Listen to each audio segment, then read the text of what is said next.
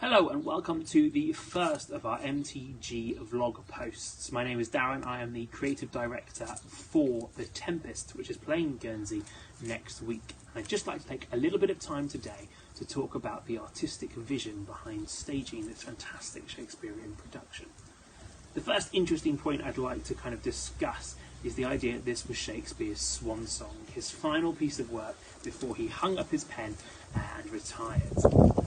Lots of people say that this was the idea that Shakespeare was injecting himself into this production with three guises. The first being Prospero, his main self, the next being Ariel, his creative side, and the third being Caliban, his more flirtatious, licentious side.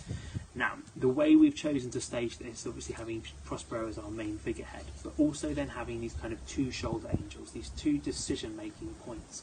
We've chosen to stage Ariel as a spirit of the trees rather than a spirit of the air, mainly because of the location, but also the text leads us to believe that he was wrapped up in a cloven pine for 12 years.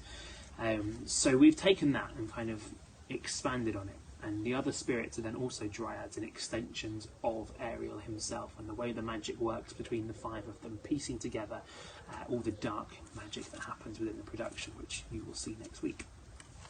So we then looked at characters that would play in trees and have kind of staged Ariel as a very boisterous, cheeky character who often has strops and moods in kind of a teenagery way, and he argues the kind of innocent side that you would have as a creative mind with Prospero. And then you've got Caliban, who is very much out to shut Prospero down, to kind of take ownership of everything, and has the kind of the dark shoulder angels. You've got these ideas coming in constantly from the excitement, but also the reasoning alongside them. We've tried to stage the show into that little triad. Other things that are interesting that you might want to watch out for in the production is our tribute to the globe itself, the great globe that is mentioned in the text.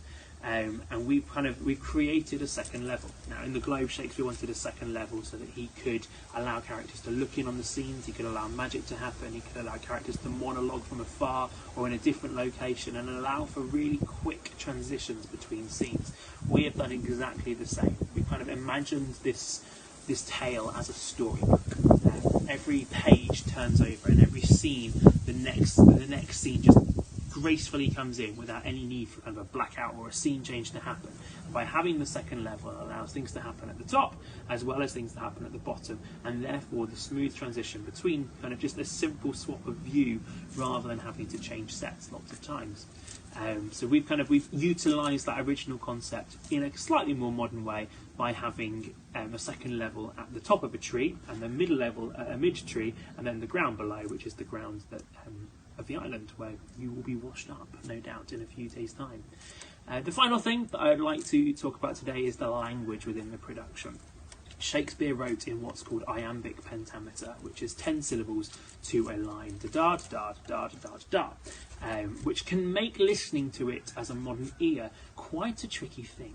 Luckily, the way Shakespeare writes, which is truly brilliant, is every now and again he'll slip in, if he needs you as the audience to know something, he'll slip in what's called a monosyllabic line, which is a whole line of single syllables. We've really delved in as a cast into those lines, looked at how we want to stage them so that we can really connect to our audience at explaining exactly what is going on. So if you're at home and you are one of those people that are sitting there going, oh, do I want to watch this? Is the language going to be too tricky for me? It's really old-fashioned. It's not my cup of tea. We've done everything we can to allow that to be completely natural and to connect with you as an audience, because as Shakespeare wanted, you are our extra character in every scene. So, this is the end of the first of our vlog posts on our kind of creative vision. Look out over the next couple of days for a few more. You're going to get a sneaky peek backstage at one point. You're also going to get a sneaky peek at the set build as we turn St. Peter's Church into a washed up island just off the coast of Milan.